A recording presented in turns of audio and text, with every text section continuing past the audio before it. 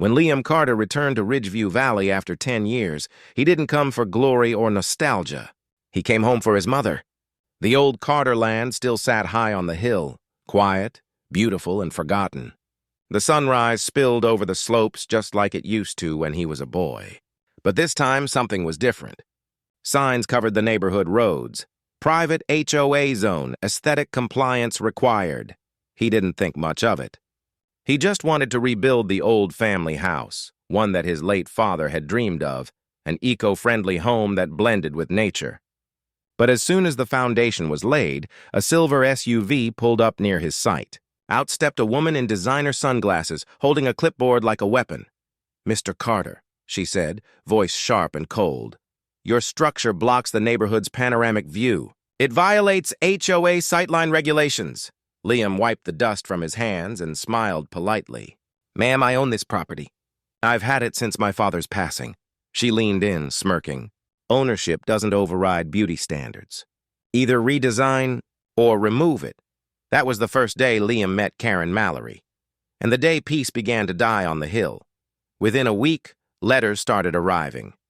Notice of violation, aesthetic breach, daily fine, $500. Every morning, new envelopes appeared under the door. The HOA claimed his gray stone walls were disruptive. The roof design clashed with the horizon. Even his mother's flower pots were non-compliant. Liam tried reason first. He attended a community meeting. But when he spoke, Karen cut him off mid-sentence. "We all agreed to preserve our view," she said loudly, smiling for her audience. "And your house is right in the middle of it," the crowd murmured. Some nodded. Others looked down, uncomfortable. Brian Keller, the HOA vice president, avoided Liam's eyes. That night, Liam found his fence tagged with spray paint. "Move out." He looked up the hill and saw Karen's porch lights glowing. She was watching. He didn't react. He just whispered, "All right, if it's a view you want to fight over, I'll make sure it's worth seeing." Days turned into weeks. Construction slowed to a crawl. Karen's HOA filed false safety complaints, claiming the structure blocked emergency access. County inspectors showed up unannounced. Workers started quitting, afraid of losing their licenses. Even Eddie, his loyal builder, warned him quietly, "They're blacklisting everyone who helps you, Liam." Still, Liam refused to back down. He kept records, photos, and every fake fine. One evening, as he reviewed blueprints under a dim lamp, his mother entered. "Son," she said softly, "why let them drag you into their mud?" He sighed. "Because they think this hill belongs to them, Mom." "But it doesn't." She placed her hand on his shoulder. "Then remind them." But not with anger. With patience. Outside, the wind howled over the half-built home. Somewhere down the slope, Karen's voice echoed as she bragged to a neighbor, "He'll be gone before winter." Mark my words, Liam's patience turned into quiet planning. He began visiting local archives, old land offices, and surveyor records. That's where he met Diana Brooks, the county land officer. She was skeptical at first, but when Liam showed her the HOA's outdated zoning maps, her brows lifted. "These records are over 15 years old," she said. "They never updated ownership boundaries when your father's estate was split." That's when Liam realized something massive. The HOA didn't actually own the ridge they claimed control over. Most of it was still technically unregistered or privately held by elderly residents who'd moved away. Liam smiled for the first time in weeks. "If the hill isn't theirs," he said slowly, "maybe it's time it becomes mine." The plan was simple and invisible. Through small private deals, Liam began buying every parcel of land along the ridge. Old Mr. Hudson, one of the original settlers, sold him his unused acres. Another neighbor, tired of HOA harassment, handed over his rights too. Liam didn't boast, didn't post, didn't brag. He just waited. Karen, meanwhile, grew bolder. She doubled his fines, held HOA rallies against him, and even ordered Brian to deliver an eviction notice. But Brian hesitated. "Karen," he whispered, "what if he's right about the ownership?" Karen slammed her folder shut. "He's bluffing. He's just another builder who doesn't understand order." That night, as rain swept across the valley, Liam stood by his window, looking out over the ridge. Lights shimmered from the homes below, homes he now quietly owned. Weeks later, Karen organized a public HOA hearing to humiliate him. Neighbors gathered on the hilltop lawn. Cameras rolled. Karen stepped forward, voice echoing through the mic. "Today, we officially declare Mr. Carter's construction non-compliant and his property subject to removal." Liam let her finish. Then he walked to the front and placed a single folder on the table. Inside, official land deeds, stamped and notarized for every ridge parcel above the valley. The crowd went silent. Brian's jaw dropped. Even Diana Brooks, attending as an observer, raised an eyebrow. Karen's smile froze as Liam spoke quietly, his voice calm but heavy. "Mrs. Mallory, you're standing on my land." The audience gasped. Cameras clicked. Karen turned pale. For the first time, the queen of the HOA realized her view was gone. The morning after the hearing, the neighborhood was chaos. Every porch light flicked on before dawn. Phones buzzed. People whispered, "Did you hear? Karen doesn't own the ridge! Carter owns the land under her deck." By sunrise, half the HOA board had resigned. The rest waited for Karen to explain. She stormed into Brian's office, waving the meeting report. "Fix this! Reverse those deeds!" Brian looked terrified. "We can't, Karen. County records confirmed them. Legally, the ridge belongs to him." Karen's voice dropped to a trembling growl. "Then we'll find something else. Safety violations, environmental damage, anything." But deep down, even she knew the hill had shifted. And for the first time, she wasn't standing on solid ground. That week, Liam sent out letters to every homeowner on the ridge. Not threats, but invitations. Calm, simple words. "You are free to stay. No HOA dues, no harassment. The hill is now privately managed under new ownership. Welcome to peace." The neighborhood froze. People who once cheered for Karen suddenly started thanking Liam in private. Even the old couples who feared retaliation quietly removed their HOA signs. When Karen found out, she drove straight to Liam's driveway and threw one of his letters at the gate. "You think you can buy loyalty?" she shouted. Liam didn't answer. He just stood there, silent, as his mother watched from the porch. Margaret whispered, "Don't let anger build your walls, Liam." He nodded slowly. "No walls this time, Mom. Just higher ground." Behind him, Maya's drone buzzed above, capturing Karen's fury as she screamed, "This isn't over!" Late one night, Brian Keller couldn't sleep. His conscience was eating him alive. He went through the HOA archives, documents Karen had hidden in a private folder labeled Confidential Ridge Affairs. Inside, he found receipts, payments made from HOA funds to a construction company Karen's brother owned. Fake landscaping invoices, overpriced maintenance. Brian realized the truth. Karen had been using HOA money for personal gain, vacations, renovations, even her luxury SUV. He copied everything onto a flash drive. The next day, he slid it into Liam's mailbox with a note. "I'm done covering for her. Use this wisely." That same evening, Karen noticed Brian's empty desk. Her gut twisted. Something was coming, and it wasn't another fine. Liam didn't rush. He waited.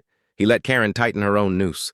Then, at the next HOA emergency meeting, which she called to restore order, Liam walked in with Diana Brooks by his side. The room fell silent as Diana placed a small laptop on the table. "Mrs. Mallory," she said firmly, "we have evidence of misappropriated funds, falsified property claims, and illegal harassment of private owners." Karen laughed, nervous and shaky. "That's absurd." Diana turned the screen. Transaction logs scrolled in front of everyone. Brian sat in the corner, head down. Unable to meet her eyes, Liam stepped forward and spoke softly. "You said my house ruined the view, Karen, but I think the real eyesore was your greed." A hush filled the room. Cameras flashed. Karen's world, her power, her reputation, her kingdom, cracked right down the middle. Within 48 hours, county auditors arrived. Karen's mansion was surrounded by reporters. The HOA board dissolved publicly, declaring all fines invalid. But the fall didn't end there. Neighbors she once ruled turned their backs on her. "You humiliated us," one shouted. Brian tried to speak to her, but she just slammed the door in his face. Her yard, once perfectly trimmed, started to wither, weeds creeping through the cracks like the truth reclaiming the land. Meanwhile, Liam's house stood complete, strong, elegant, and quiet on the ridge. His mother smiled when the final beam went up. "See, Liam? You didn't destroy their view. You gave them something real to look up to." But that night, as thunder rolled across the valley, Maya's drone caught something eerie, Karen's SUV creeping up the hill toward Liam's gate.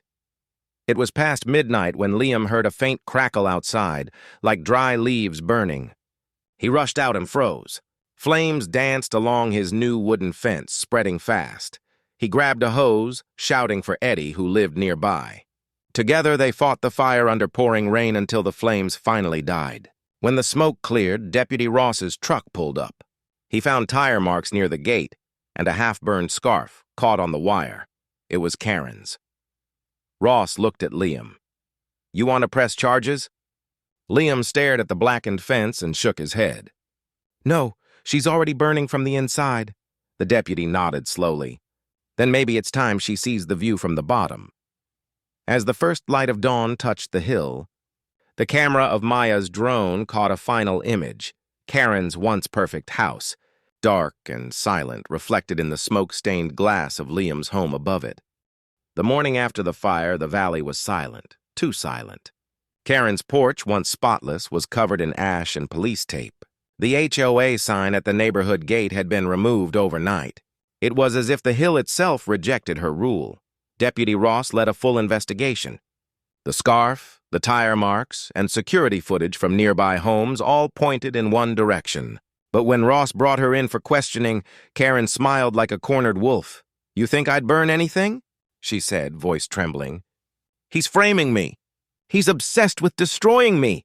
But Diana Brooks arrived minutes later with official statements from witnesses, including Brian. "You harassed a homeowner, forged documents, and violated county codes," she said coldly. "You built your power on lies, and now it's collapsing." Karen's mask cracked for the first time. Her hands shook. "He stole my view, my community." "Everything," Ross replied. "No, ma'am. You just couldn't stand that someone built higher than you." 2 weeks later, the county held a public hearing. The room overflowed. Neighbors, reporters, even former HOA members. Liam sat quietly beside his mother. He hadn't come for revenge, only closure. When Karen was called forward, she walked like a shadow of her old self, hair unkempt, papers trembling in her hands. Her lawyer refused to speak for her. The evidence was too clear: embezzlement, harassment, falsified fines, and property manipulation. Diana presented every piece calmly, ending with the video Maya's drone had captured, Karen's SUV near the gate minutes before the fire. The room gasped. Karen's voice broke. "It wasn't supposed to burn. I just wanted to scare him." Liam looked at her, not with anger but pity. "You set your own world on fire, Karen." The judge ordered a full dissolution of the HOA, seizure of its funds, and community restitution.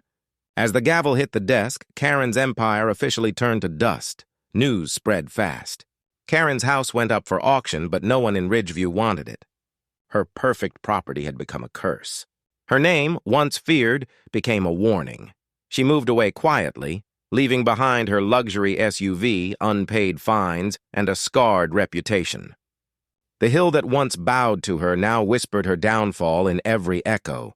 Brian, now free from her control, helped rebuild the community under county guidance. He approached Liam one afternoon with an envelope. "I found this in the HOA safe," he said. Inside were dozens of apology letters from residents Karen never mailed, neighbors who wanted to make peace but were too afraid of her. Liam read them one by one that night, realizing she'd silenced more than just him. She'd ruled through fear, and he'd finally broken that chain.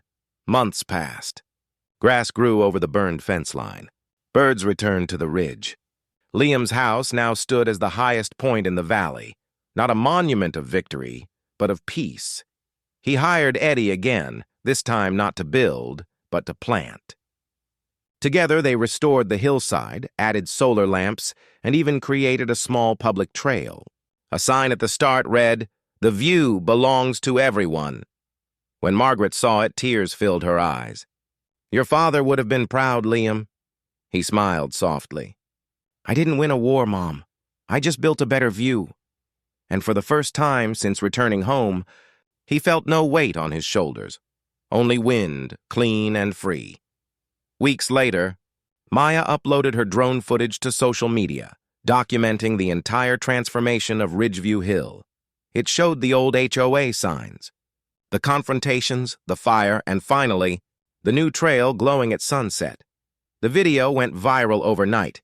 Millions watched as the story of the man who bought the hill to protect his home spread across the internet. Comment after comment called it poetic justice. Even local news interviewed Liam. When asked why he didn't sue Karen, he said simply, "Because losing the hill hurt her more than losing a case ever could." That single line turned into a quote shared everywhere, the calm voice of power that needed no revenge.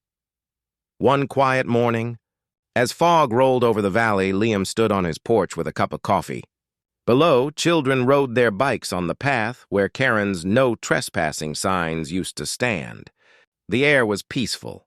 No complaints, no HOA meetings, just life returning to balance. Margaret joined him, wrapping a shawl around her shoulders. "You gave them more than land," she said. "You gave them peace." Liam smiled faintly. "Peace isn't given, Mom. It's built, one brick at a time." As the sun broke through the clouds, the entire valley lit up, golden, quiet, and alive again. And in that light, the story of a man who fought not for revenge but for freedom came full circle. But in one distant house on the lower ridge, a single curtain moved. Karen, watching from her rented home below, whispered bitterly to herself, "It used to be my view." 6 months had passed since the fire, and peace had finally settled over Ridgeview Hill, or so it seemed. The air was cleaner, the sky calmer, and people no longer whispered in fear when they passed Liam Carter's gate. He had become more than a man who built a house. He'd become a quiet legend. But deep in the county archives, one file still glowed red, an appeal signed Karen Mallory. When Diana Brooks arrived that afternoon with the envelope in hand, Liam was tending to the trail garden. "You need to see this," she said, her voice cautious. Liam opened it slowly. His eyes scanned the words. Emotional distress, property manipulation, appeal for restitution. He chuckled quietly. "She's still fighting ghosts." Diana nodded, folding her arms. "Some people can't stand losing control, especially when the world's finally looking at them from below." Liam looked up at the ridge, his ridge, and whispered, "Then it's time to end this, once and for all." The courthouse buzzed like a hornet's nest. Reporters lined the steps, waiting to see if the infamous HOA queen could make a comeback. Karen arrived in black, flanked by 2 expensive lawyers. Her face was pale, but her eyes still burned with the same pride that had once ruled the hill. Inside, the tension was thick. Karen accused Liam of everything: bribery, influence, manipulation, her words sharp, desperate, trembling. But then Diana stood, calm, clear, and precise. She connected her laptop to the courtroom screen. Within seconds, video footage appeared. Old security recordings from the HOA office itself. Karen's own voice filled the room. "Fine him until he breaks. Make sure that house never sees the light of approval," the crowd gasped. Cameras flashed. Even her lawyers froze. Karen's mask shattered. She looked around the room as if hoping someone would save her, but no one moved. The judge leaned forward, voice cold as steel. "Mrs. Mallory, this court finds your appeal baseless and your conduct unlawful. Ridgeview deserves better." Liam said nothing. He didn't smile, didn't gloat, just closed his eyes as if finally letting go of a heavy storm. The gavel struck. Case dismissed. Nature has a strange way of keeping balance. 2 weeks later, heavy rain swept through the valley. Lightning cracked across the ridge, and water roared down old storm drains, the same ones the HOA had neglected for years. In the middle of the night, the ground under Karen's abandoned mansion gave way. The foundation split. The retaining wall crumbled and half her house slid into the earth like a broken crown. No one was hurt, but everyone saw the symbolism. The empire she'd built on greed had literally fallen into the valley. When Liam saw it on the news, he just turned off the TV and stood by his window. Rain streaked down the glass, whispering against the frame. "The land always remembers," he murmured. "It never forgets who respected it and who didn't." When the storm passed, Liam didn't rebuild his fences or tighten his borders. Instead, he opened them. The lower slope, where Karen's mansion once stood, became something new, a garden. He invited volunteers, families, and kids to help plant trees, flowers, and fruit vines. Eddie Ramos led the workers. Maya documented the transformation. Her soft voice narrated the scene. The same hill that once divided people now brings them together. They called it the Ridgeview Renewal Project, and when the first blossoms appeared, Margaret Carter came down with her cane and placed her old wedding ring in the soil. "For your father," she said. "He always wanted this land to be shared." The camera of Maya's drone panned upward, showing the green hillside glowing under sunlight. Life reborn where pride had burned. One evening, just before sunset, Liam saw a shadow moving along the trail. It was a woman, thin, quiet, carrying no clipboard, no sunglasses, no armor. Karen Mallory. She walked slowly toward the overlook, her eyes tired but searching. "I came to see it," she said softly. "The view I lost," Liam didn't reply. He just stood beside her, both of them staring out at the Golden Valley. For the first time, there was no argument, no hate, only silence and truth. Her voice cracked. "I tried to control everything. I thought power would keep me safe." Liam looked at her, his tone calm but firm. "You tried to own something that was never yours to own. The view belongs to everyone, Karen, even you." Tears welled in her eyes. She turned to leave, whispering, "I hope you take care of it better than I did." And then she disappeared down the path, swallowed by dusk, just another shadow in the valley she once ruled. Time softened the scars of Ridgeview. Grass grew over the burned fence lines. Birds built nests where no trespassing signs once stood. The community had changed. It breathed freely now.